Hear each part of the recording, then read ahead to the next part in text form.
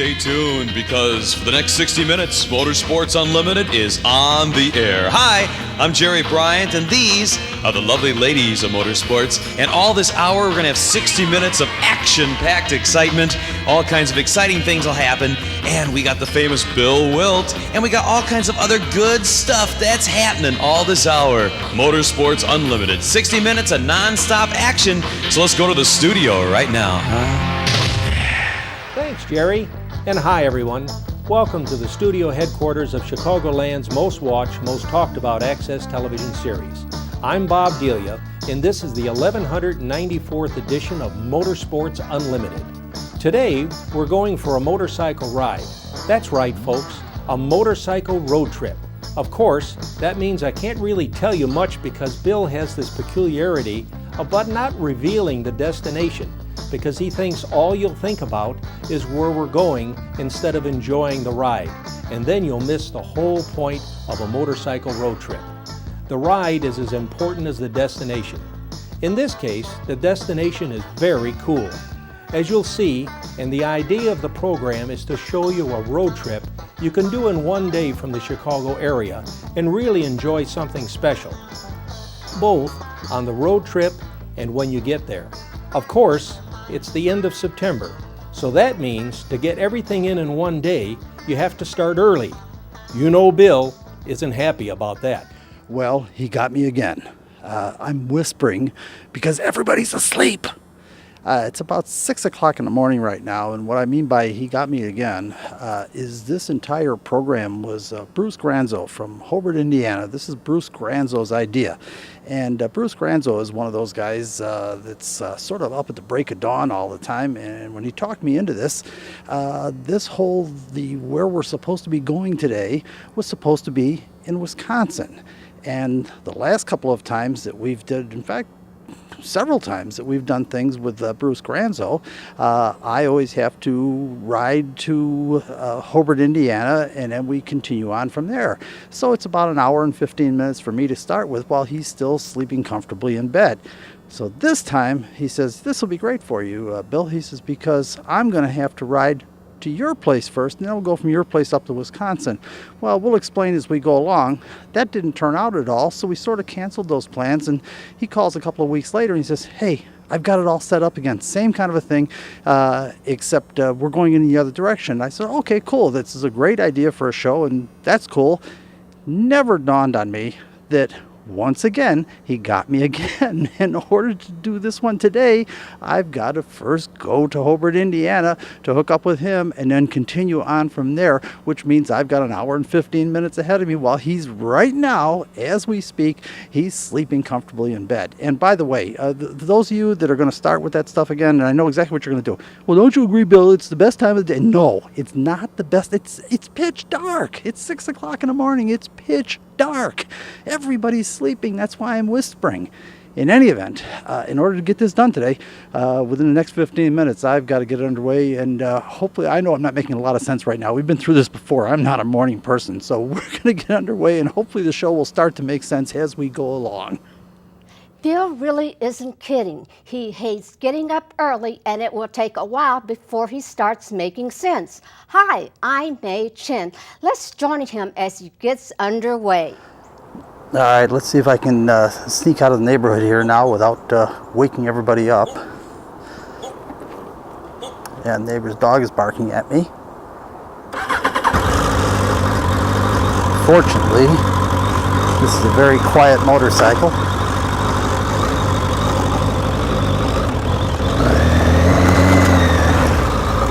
There's the neighbor.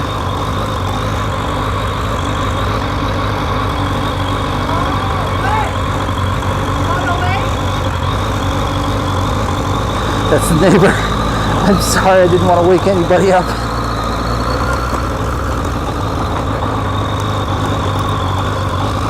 She didn't know what was going on. I had to point to the camera.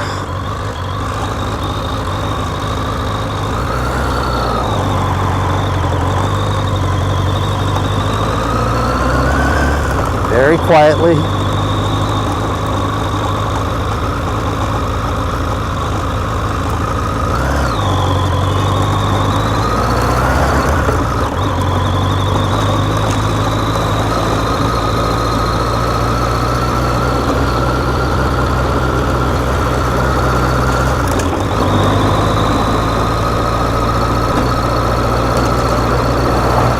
Oh, sometimes I think my neighbors have to think I'm crazy.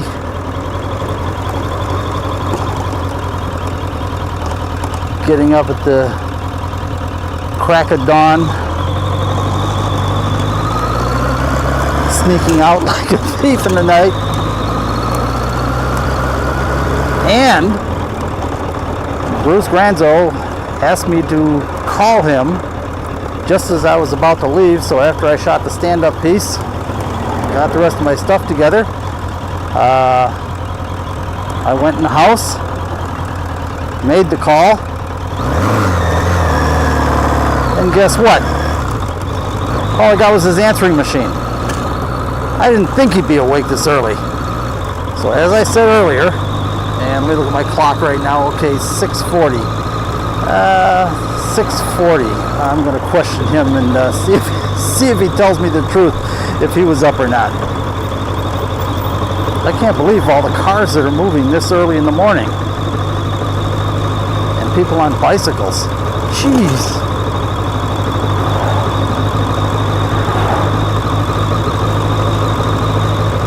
If I were doing my usual thing, I still have several more hours of sleep to go. Boy, look at all these cars.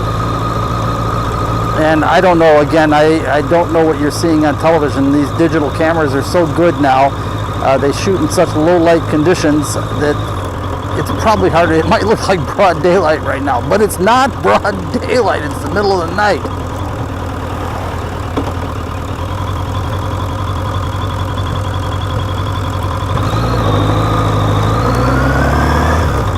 I really think this is going to be a good show, though. This is a really good idea. I'm glad we're getting an opportunity to put it in, to actually shoot the program. Hopefully we can pull this all off. This is the idea, by the way, and hopefully I'll explain it a little bit better a little later on when I'm more awake. But the idea is what a couple guys on motorcycles can do in a day from the Chicago area. Where you can go, what can you do, especially with nice scenery, beautiful ride and all that. So that's the idea. So while I'm still making halfway sense, I'm going to pull over, put my stuff away, and get on the highway.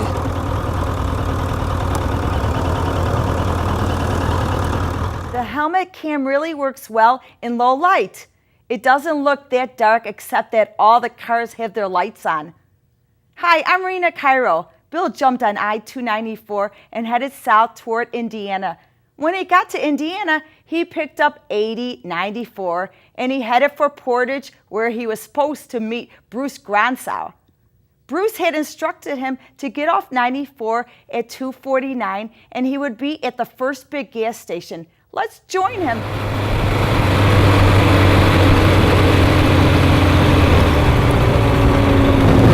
All right, thus far, pretty uneventful. Been on the road for about an hour and 20 minutes. I sort of forgot where I'm supposed to meet Bruce. It seems to me, I thought it was 214, but then when I spotted the sign on 8090 or 8094, whatever it is, 249, I said, no, I think that's it, 240. Anyways, I got off at 249, and if I remember correctly, I'm supposed to make a left here, and very quickly make a right. There's supposed to be a huge gas station, or some kind of a gas station complex. So we'll see if I remember right. You'd think I'd pay more attention, wouldn't you? Anyhow, it's still a coin toss as to whether Bruce is actually going to be up, because I called him as requested before I left the house, and all I got was his answering machine. So I'm sure he was still sleeping. On the other hand, he could still sleep, because I'm the one that had to ride an hour and 15 minutes to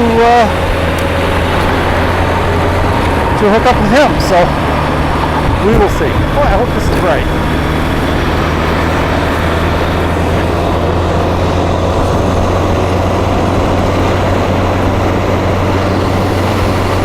Okay, supposed to be a huge gas station. I wonder if this could be it right off here.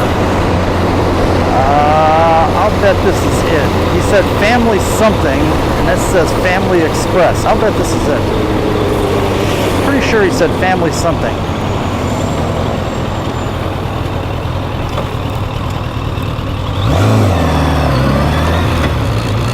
And I see a lone motorcycle on the other side. And a really tall guy, so that's got to be him.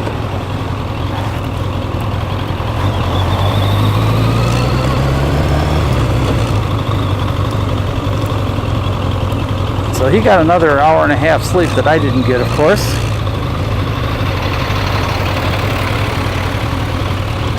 What are you fixing, Bruce? You're making me nervous. What are you fixing, Bruce? You're making me nervous. I ain't fixing anything, just securing the luggage a little more. Okay. Good. All right. They moved their bikes to a quiet area and took a moment to explain what Bruce had in mind for this ride.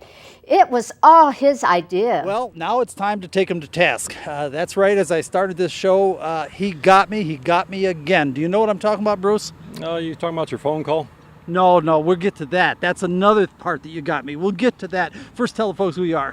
Bruce Granzow from Hobart, Indiana. That's right. And as a matter of fact, kind of Mr. Hobart, Indiana. You're very proud of your town, and you're the creator and designer of the Hobart's Damn Car Shows. Yeah, my brother and I started the show, yes. Yeah, they were just excellent, excellent shows, and you say there might be some chance they're going to revive them. Yeah, for the third time now, it's going to be brought back to life. They couldn't do it the last couple of years because of money issues that the city had, like most all cities now. But next year, it's looking like there may be enough money in the accounts to bring the show back again. So they're talking about redoing it. Boy, I sure hope so. It was a perfect setting for a car show. And as you know, because you're a car show aficionado, settings are everything on these shows. Oh, yeah. And the park where the show is held at is just designed for a car show. It's when perfect, it's laid out, yes. Yeah, it really is. Okay, now what I was talking about when I opened this little diatribe,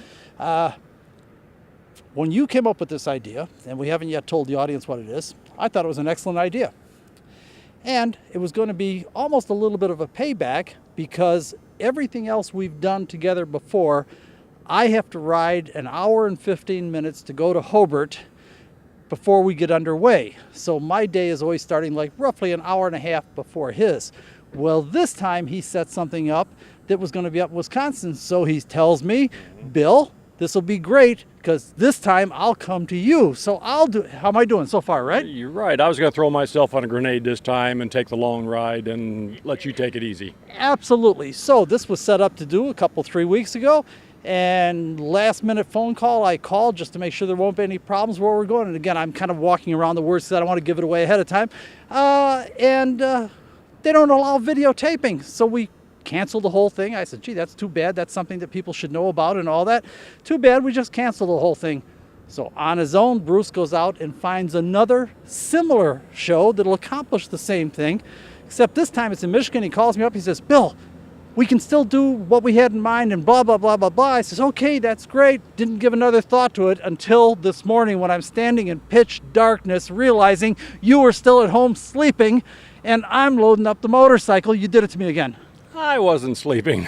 You're stretching the truth on this one. When I was awake, I just didn't have the cell phone turned on. Oh, we'll get to that because then after I load the bike up and get all set up to get on the road, he said, oh, by the way, do me a favor and call me just before you leave.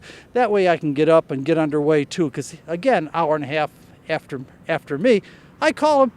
You weren't even awake. No, that's not true. I was You awake. didn't answer the phone. Well, that's because it wasn't turned on yet. I figured you were probably still in bed, so I didn't bother to turn the phone on. Yeah.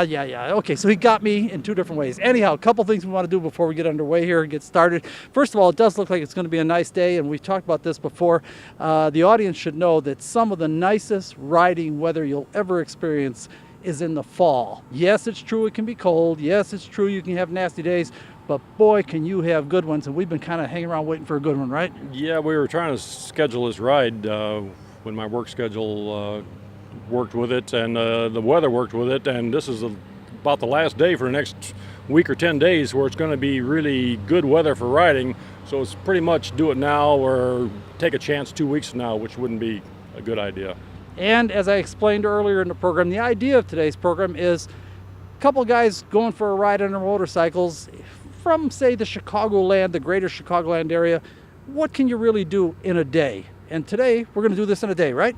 Yeah, we're going to do it in a day. It'll be 320 miles for me, and I think 450 for you. Thank you. Go ahead and rub it in. Yeah, so you're going to be He sore. got me again. I'm already sore. It wasn't my problem, as the people in Manitowoc.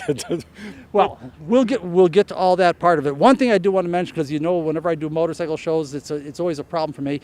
I love riding. I've had motorcycles all my life, but what I'm concerned about, because I'm not unaware of the power that television gives you, what I'm concerned about is that me standing here telling you all how wonderful it is to ride and the joy that it is and all that I'm going to somehow influence somebody into riding that maybe shouldn't ride, and somebody's going to hurt themselves. And I just want to once again remind you, not everybody belongs on a motorcycle. That, make sure that this is for you. You do place yourself at greater risk. You can't deny that. You can't deny the statistics. And I do have a conscience. I don't want to, I've talked to Bruce about this before. I'm worried about him. I feel sometimes like, you got yourself a boat because of seeing Motorsports Unlimited and all the shows we did from the Illinois River and the Chain of Lakes and all that. And when you started making noises about a motorcycle, I said, Bruce, don't let me be talking you into all this stuff. But you're apparently enjoying it. I'm enjoying it, yes. But like you say, you have to be on your toes. Just 2 weeks ago, well, not even 2 weeks ago, a fellow was killed right over here in 249 where you exited 94. He was going along, a woman didn't see him coming, pulled out in front of him, he nailed her right in the driver's door, and they both died. And it can happen in a heartbeat like that. It really can, and that's why I always want to put that caveat. Do you understand my concern, the problem that I have? I don't want to have somebody get hurt. I have a terrible guilty conscience about that. And yet, on the other hand, part of what we do on Motorsports Unlimited is kind of spread the word.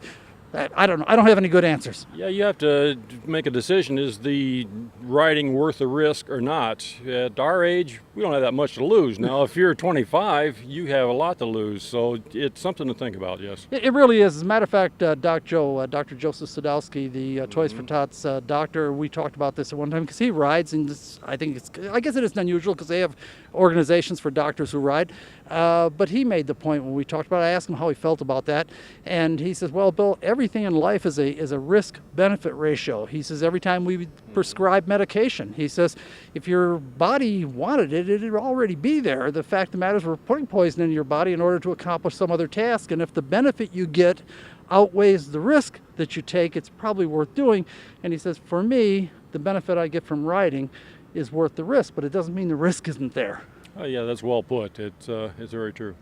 Okay, we're going to get on the road now, and the idea first, you're telling me that we've got some, we're in Portage, Indiana right now. By the way, I'm kind of familiar with this area. Somewhere around here must be the Portage Marina, no? Portage Marina, yeah, it's about 2 miles west of here. Yeah, because the area looked familiar. Yeah, it's just down the road, and I've worked just across the street here at the steel company for 45 years. It used to be Bethlehem Steel. Okay, what is it now? And now it's ArcelorMittal. We've had 4 different owners in 4 different years, but currently it's ArcelorMittal.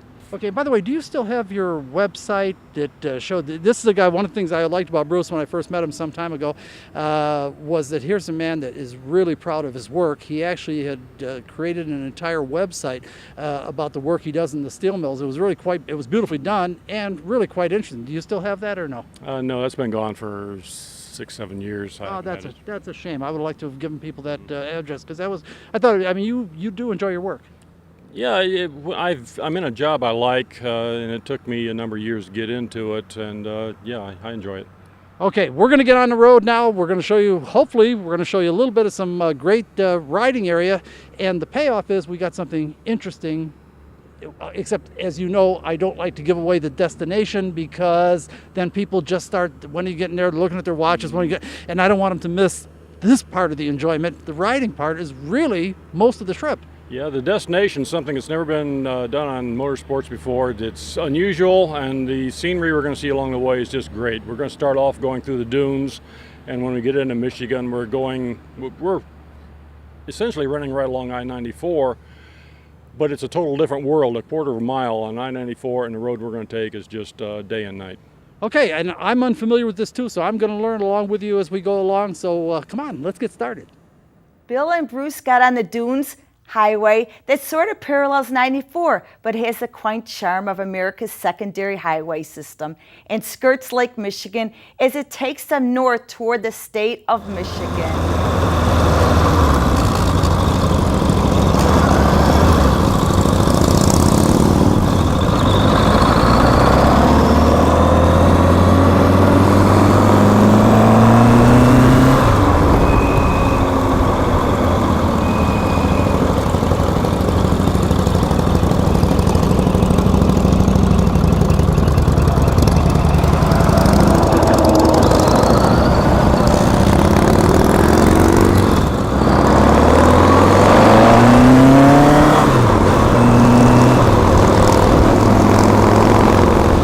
Okay, I guess I'm waking up a little now. It's still very early in the morning, but after being on the road for an hour and a half on a motorcycle, it kind of blows the cobwebs out of the corners of your brain. Particularly for me, I rarely wear a helmet unless I'm using the helmet cam, so air can come in one ear and go out the other, clearing out those cobwebs.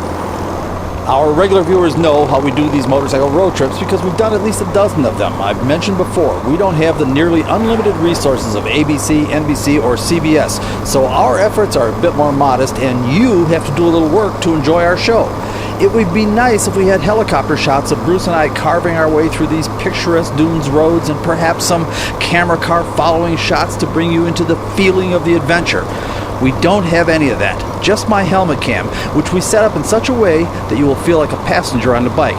The only thing is, to really enjoy it, you've got to do some work. You'll have to use your imagination.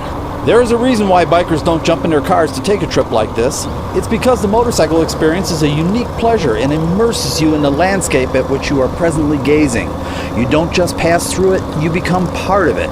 For example, right now, the early morning chill is still in the air and the sun is struggling to come up in the east. Those licks of sunlight you see crossing the road aren't just visible light, they are feelable light.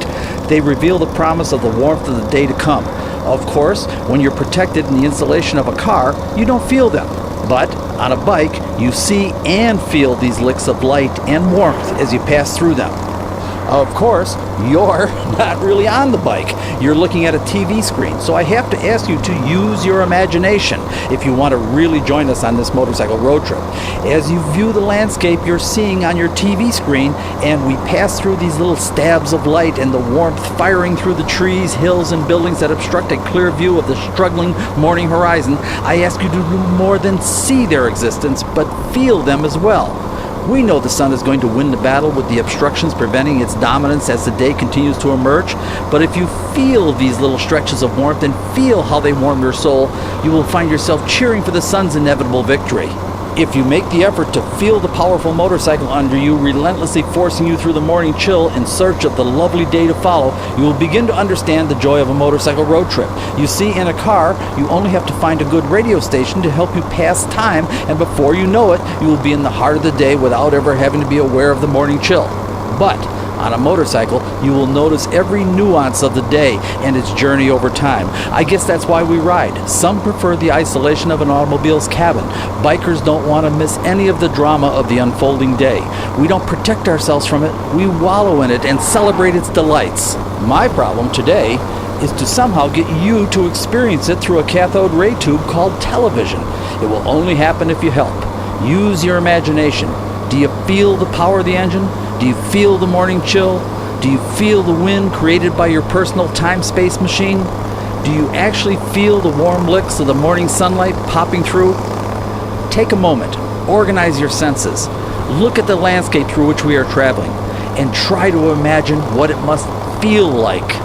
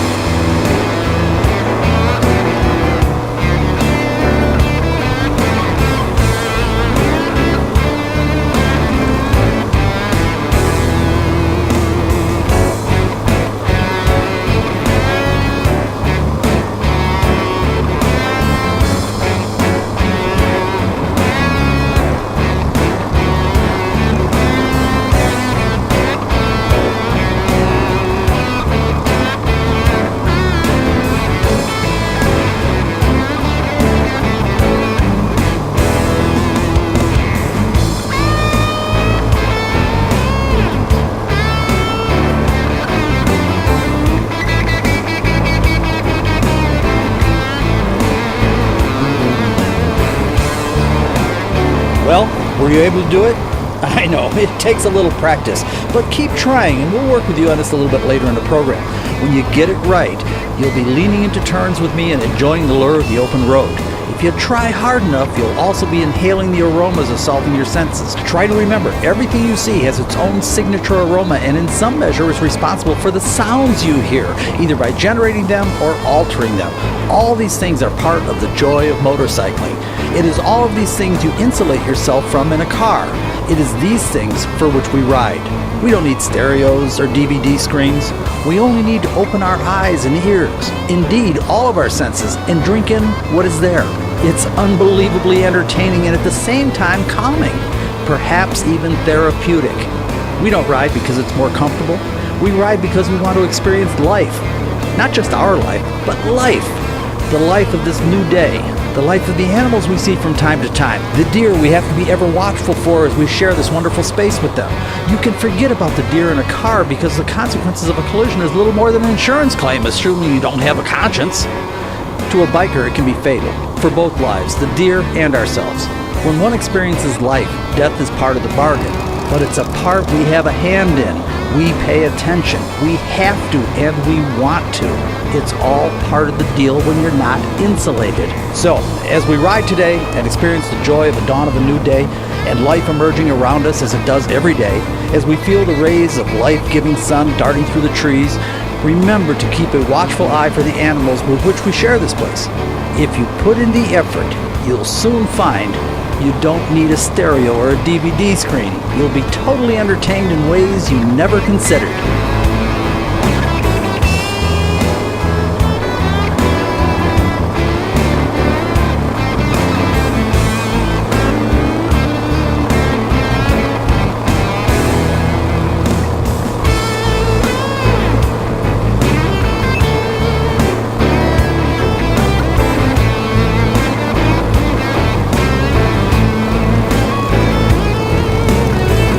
I should mention I'm usually the one leading and have the route planned in my head, but this ride is all Bruce Granzow's idea, and he made a reconnaissance run a week or so ago and has everything in his GPS.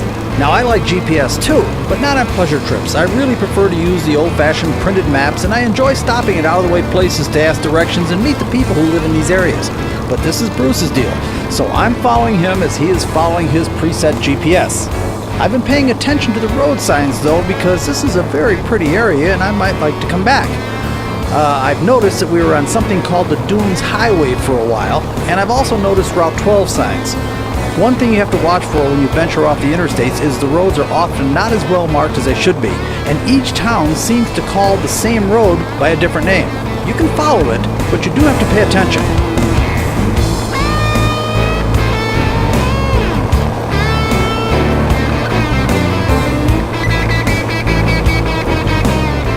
Dunes Highway is also called Route 12, and the Dunes Highway name is discontinued after it gets past the Dunes area.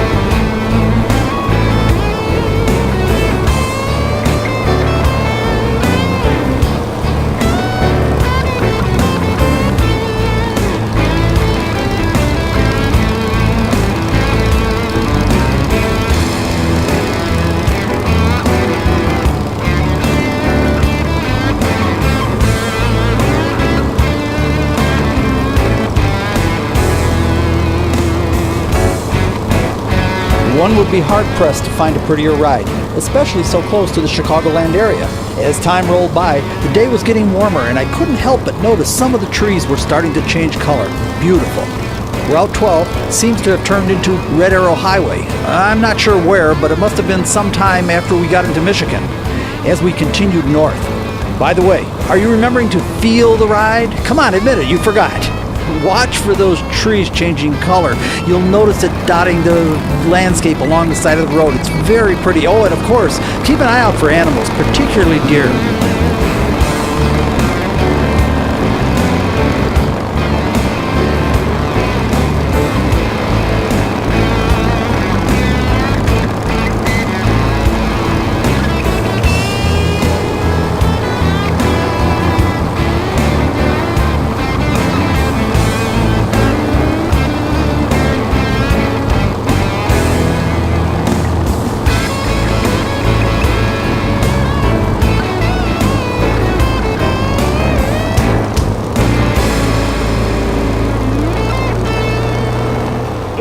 about an hour or so, 2.5 for Bill.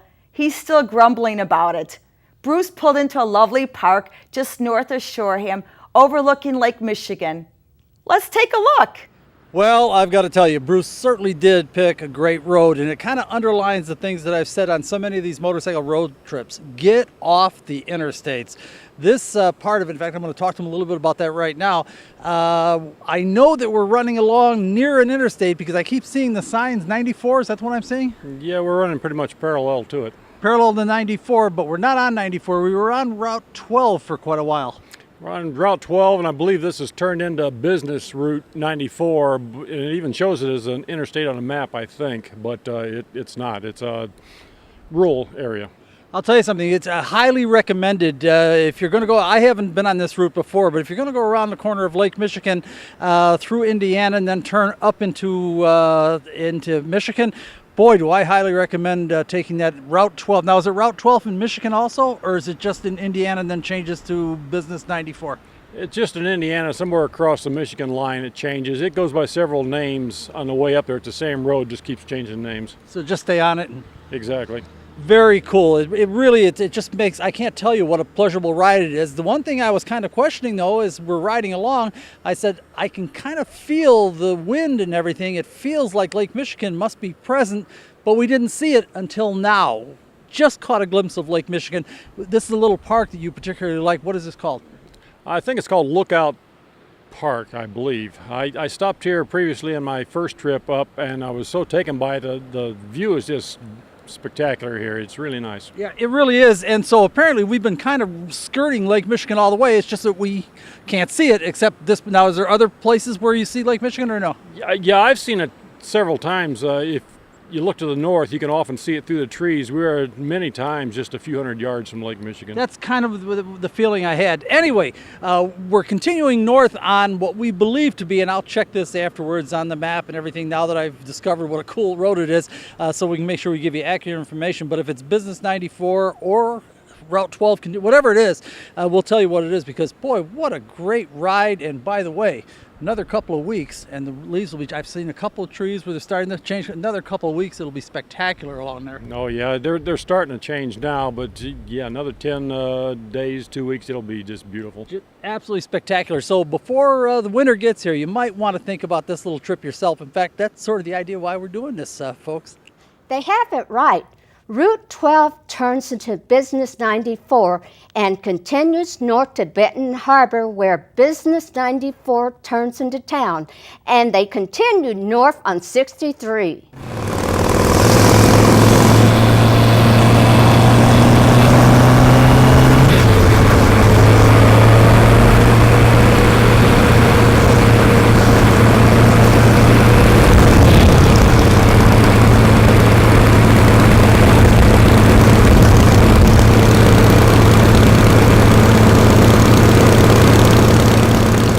I'm finding this route particularly interesting as I've driven this way many times when I was road racing cars many years ago. One of my favorite road racing tracks is Groton in Groton, Michigan, about 20 miles north of Grand Rapids. Of course, I always took the interstate because I was always running late. You see, what the public doesn't understand is when you're racing, and I don't care what kind of motor racing it is, the work never stops. You always have more work to do, and you usually have to interrupt the work and go racing. Racers will understand. Anyway, I always took the interstates, and I remember making mental notes of just how pretty the east side of Lake Michigan was, particularly the Holland and South Haven areas. At least those were the names of towns I remember from 30 years ago. I'm sure there were more, but somehow these names stick in my mind.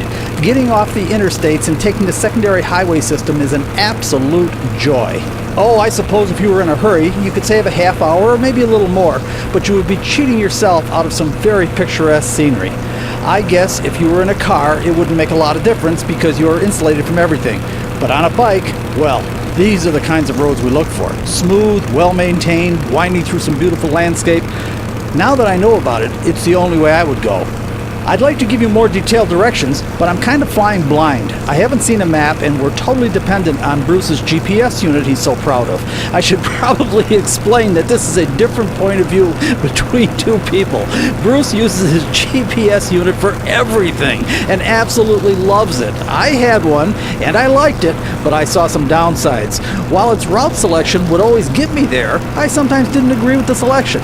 I know there are adjustments to tell the GPS program the kind of trip you're looking for. For example, the fastest route or the shortest route, etc. But I haven't found one yet that knew the prettiest route. I suppose it's just a matter of personality differences. I hate preparing excessively for anything. It sort of spoils the experience for me. On the other hand, taping the activity forces me to be more organized. Otherwise, when I'm ready to shoot, I wouldn't have charged batteries or tape with me. I've often said one of these days I'm going to take one of these road trips without taping it. Then I wouldn't have to go through the ordeal of preparation, and I could just enjoy the trip without concern for lighting, audio, or storyline. On the other hand, I really enjoy sharing what I see, and if I don't tape it, I won't have it. Bruce, on the other hand, being ex-military, thrives on preparation and order. He likes to be prepared for everything. I don't think there is a right or wrong answer. I have a number of friends like Bruce. Don, are you listening? And usually the stuff they bring in anticipation of trouble isn't what they need. On the other hand, there have been occasions when I was darn glad they had stuff with them. Of course, I won't admit it to them. Anyway, the point is, I haven't seen a map, so the best I can do is tell you we are kind of hugging the shoreline of Lake Michigan, and the name of the road seems to keep changing as we travel north. Let's put it this way. If you see another road on your left, meaning closer to the lake, that's the one you should be on.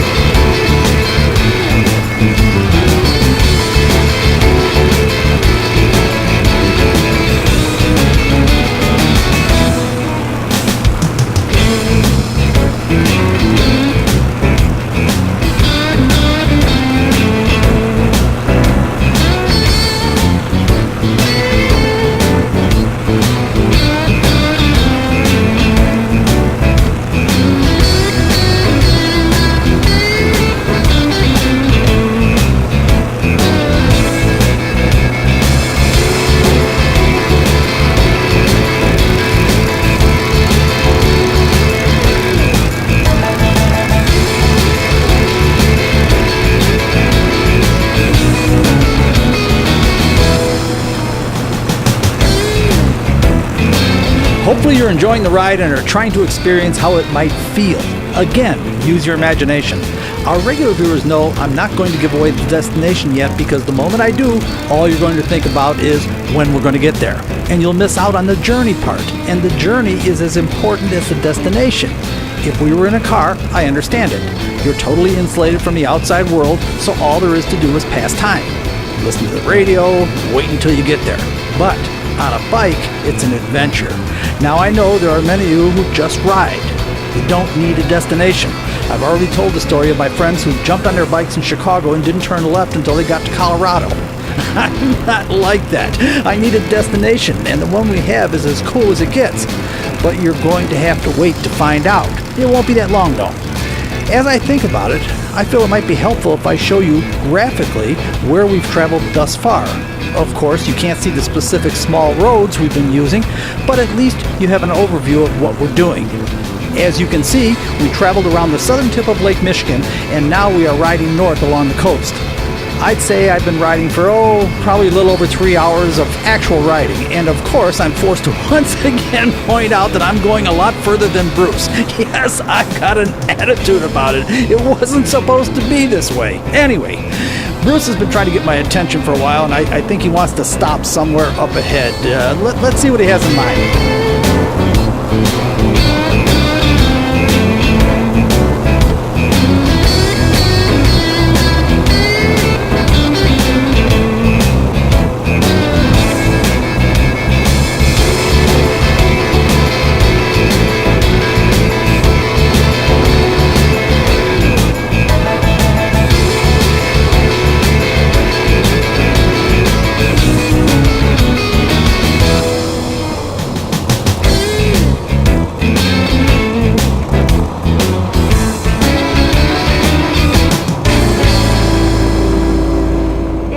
Of hours, Bruce suddenly turned off the road in Saugatuck and headed for what appeared to be a beautiful old steamship people can tour.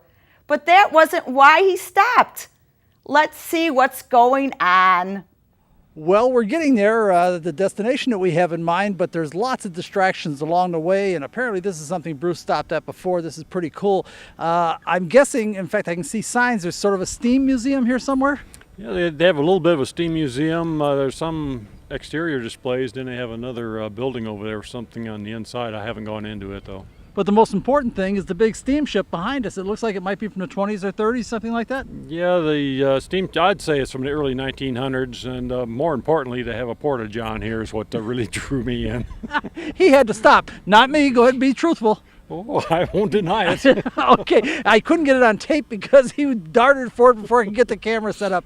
Anyhow, talk about a beautiful ride up here. This is, the only negative part, bad part that I can say is that Michigan is a helmet state. What a shame that they're not enlightened. That's the only reason I can't give 100% full endorsement. It's certainly a beautiful ride, and there's plenty of attractions along the way to make it interesting. It's just a shame about the helmet law. Of course, if the helmets don't bother you, then it's not a big deal. Yeah, the helmet bothers you. It doesn't bother me a bit. I always wear one. It's right. comfortable for me. I'm a person that says, let those who ride decide. That's how I see it. And but for me, that absolutely makes me crazy. In fact, we were talking about this before we went out. I've got very, very coarse, thick hair, and it's like having porcupine quills pushed in, but you say you've got very fine hair. It doesn't bother you. No, it doesn't bother me a bit.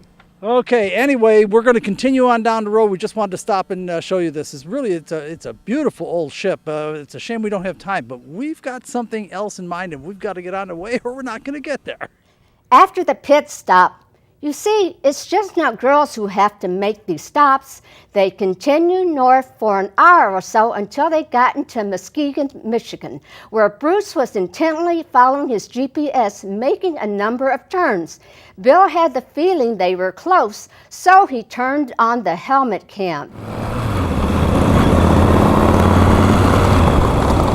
Well, we've got to be getting close because the wind is just howling off of Lake Michigan. Wow!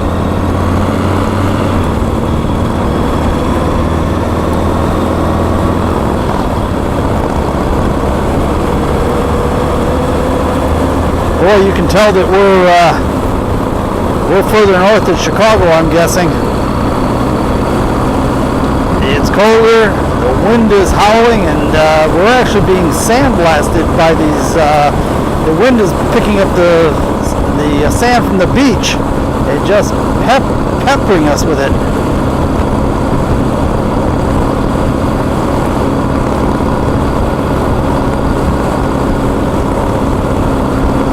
It's got to be up here. We're just about there. According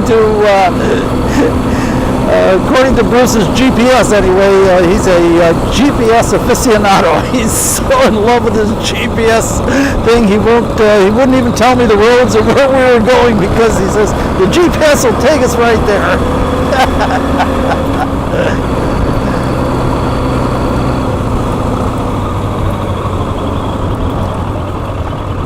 Boy, it must be a constant problem keeping the sand off the roads here. Wow.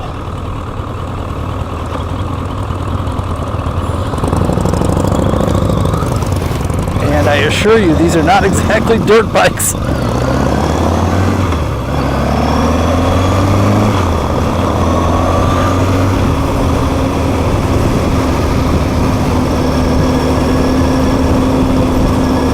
Boy, we picked a really foreboding day here. Wow. Or perhaps it's like this all the time. I don't know.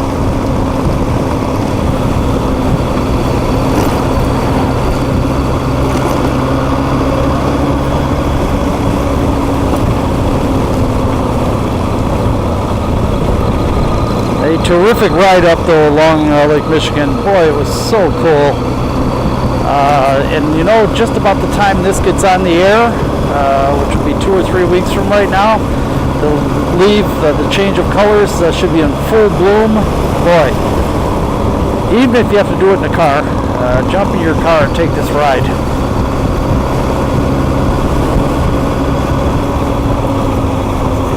It's quite a trip.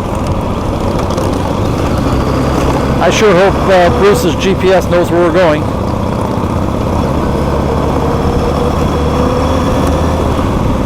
It's funny, he has so much confidence in him. I can tell him, you know, you're going to drive right past the right exit, fiddling with your GPS. Oh no, Bill, oh no, that thing is perfect. It'll take us right there. All right.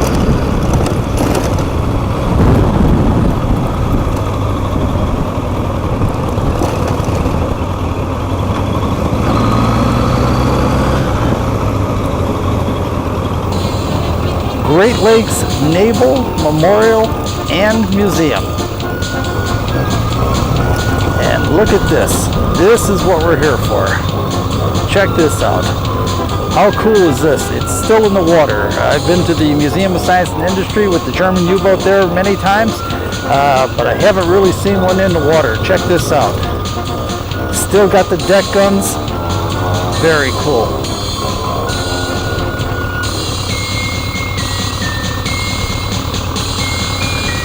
Very cool.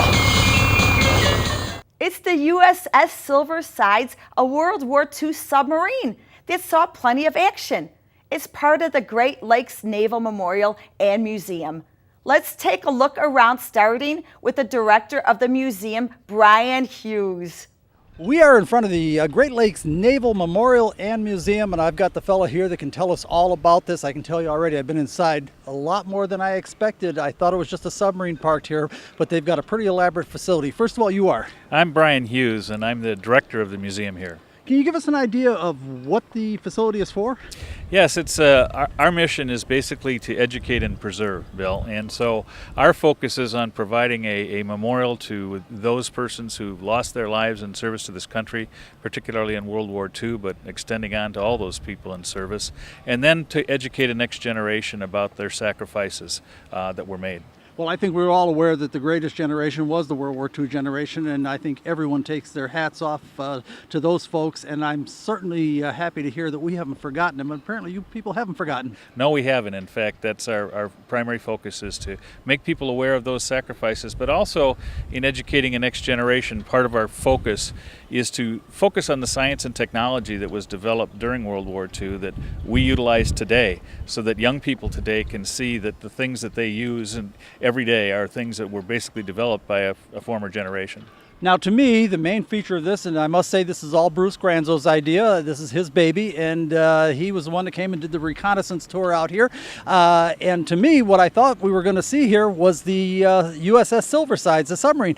But as I look around, we also have another ship parked behind it, and I've already been inside, so I know you've got a rather elaborate museum. Apparently I'm wrong, it's not just the Silversides. Yes, it's not just the Silversides, although the Silversides certainly is the anchor exhibit for the museum. And and well preserved and for the purpose of honoring those who've gone before. But we also have the 1927 Coast Guard cutter USS McLean, and the McLean was actually a rum interdiction boat, a Prohibition interdiction boat during the Prohibition era. You might have one of the Kennedys on there. Yeah, indeed. I think we made a chase to. Obviously, it weren't very effective because Papa Joe did pretty well. Yeah, pretty darn well. You're exactly right. Well, I'll tell you what we're going to do first. Instead of jumping on I thought we were going to jump right onto the submarine, but before we do that, I wanted to take just a peek inside because it's a pretty elaborate facility. I want you to see that. Believe me, there's a lot of reasons to come up with. A couple of things I didn't expect. I didn't expect all of the pleasant distractions on the way up, running along the edge of Lake Michigan. There's lots of stuff to stop and see on the way, but boy, when you get up here, what a prize this is. So let's go inside and have a look. When they got inside, Bill was faced with figuring out where to start. There was so much he didn't expect. He relied on Brian's guidance.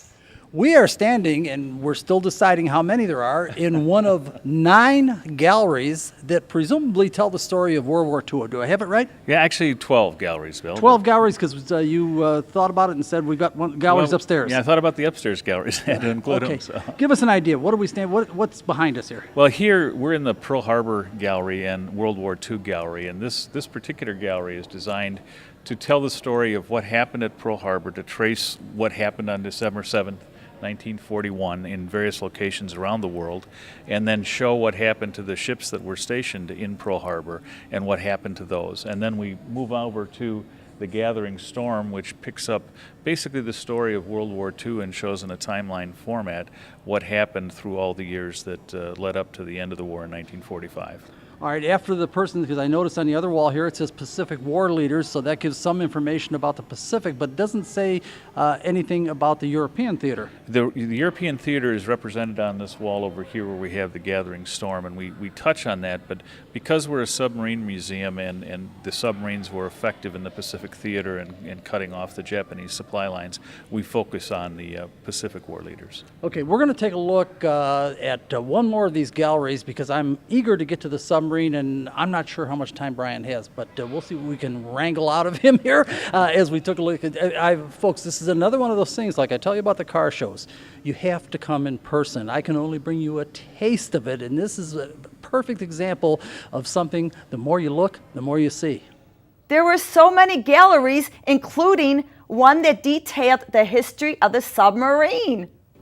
We're now in another part of the museum. How would we best describe this? Well, this is our one of the history galleries, and this particular exhibit here, Bill, traces the history of the development of submarines. And as I said, we're predominantly a submarine museum, so we've tried to highlight the history and point out some facts that most people aren't aware of. And one of the things that this timeline does, which I find quite interesting, is it shows that they've been thinking about and developing submarines since 1515. And that 1515, did you say? Yeah, 1515, Leonardo da Vinci. And interestingly enough, the actual first submarine that was floated and successfully dove was in 1623 in the Thames River in London. Now, to give your audience some perspective, the first Thanksgiving in the United States was in 1621. Yes, I'm just trying to, it seems to me we're doing Jules Verne stuff right, here. Exactly. 1621, we're eating turkey and trying to talk to the Indians, and they're diving subs in Thames River.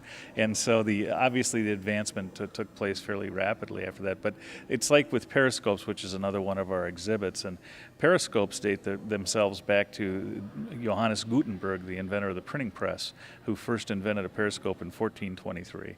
And now we have periscope packs that allow submarines to see for a mile around while fully submerged. So. Well, again, this is, as I said a few minutes ago, this is one of those places you just have to go in person because there's a ton to see, and all I can do is bring you a little taste. And part of that taste has got to be about this model we've got in front of us, the USS Silversides. As a former model builder many years ago, I can really appreciate the nice piece of work. Thank you very much. We had volunteers who did this, and it's actually here being moved to another part of the museum, but we use it for in parades and things like that to show off the Silversides. Okay, we're going to look at one more gallery. As always, we're out of time too soon. Bill was surprised by the amount of material there was to cover at the Great Lakes Naval Memorial and Museum in Muskegon, Michigan. Rather than leave anything out, he decided to make 2 shows out of it. Wait until you see the inside of the USS Silversides next week. Unfortunately, we only have enough time left this week to acknowledge the fine work of our award-winning production team, including Tom McGrady, Art Lauschat, our webmaster Frank Barbalace, and Sue Casanda. Special thanks to JBTV's Jerry Bryant. Music is created for us by independent artists Roger Pauley and Jerry Herbert. Of course, we have to take a moment to thank the stars of this edition of Motorsports Unlimited: Samantha Bentley, Janine Lauschat, May Chin, Rena Cairo, and our host, Bill Wildt.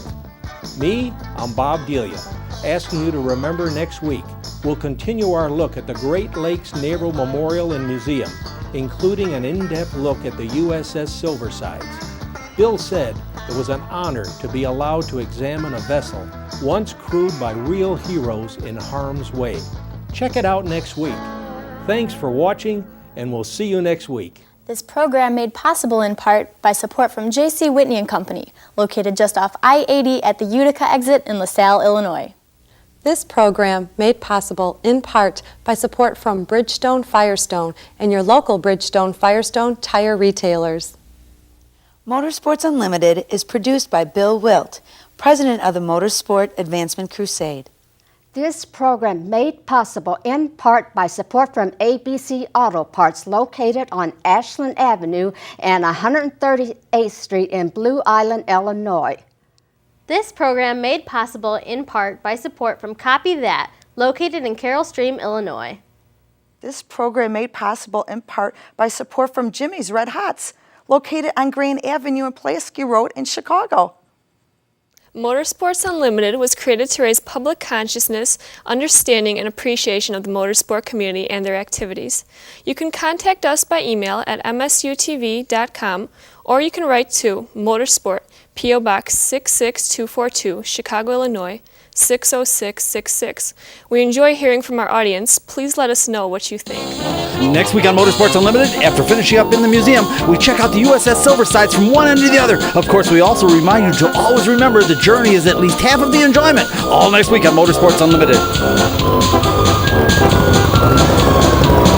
Well, it's really slippery on this sand. Wow. So that's it, another edition of Motorsports Unlimited and the lovely ladies of motorsports. And be with us next week because we'll have something real exciting. Bill Wildt's going to have the lovely ladies, and just about anything can happen right here on Motorsports Unlimited. Every week at this time, we bring you the best in motorsports. So be seeing ya. Bye-bye. And keep on rocking.